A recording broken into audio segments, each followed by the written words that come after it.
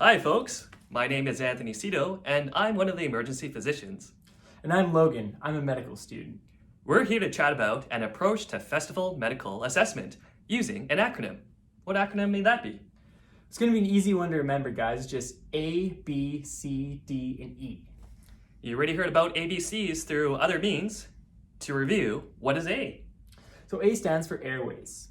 Things we want to check for in festival med would be level of consciousness for airway. What else can we check for airway really quick? So when you're checking the airway, another thing you want to do is check for odors. Because if you sense any unusual odors, that might be an indication of some substances that might have been consumed. Airway. Moving on to breathing. What are quick things we can check on bedside for breathing in an intoxicated patient? So a quick one you can check is just the breathing rate or the respiratory rate, counting how many times they take a breath in a minute. Another one you can do is the O2 sat. There we go. 95, nice. Perfect. Moving on to circulation. What are quick bedside tests for circulation in the festival environment?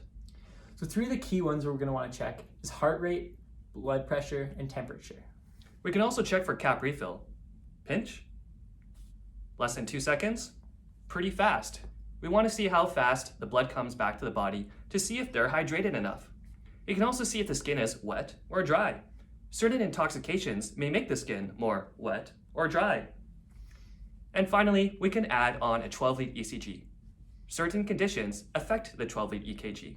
For example, certain intoxications may bump up your potassium, resulting in taller T waves. Other things can include widened QRS in the case of sodium channel blockade and widened QTC as well. D stands for Disabilities. what can we check on disability? So this one encompasses quite a few things. You want to first look at the eyes and see if you notice anything different with the pupils, maybe some dilation. Sometimes smaller. And then the next thing you're going to do is to check for rigidity. So look at their muscles on the arms, on the legs. If you're feeling any extra rigidity. The next thing is going to be clonus. So what's clonus, Anthony? Clonus, let's see. Stick your foot up, crank it backwards.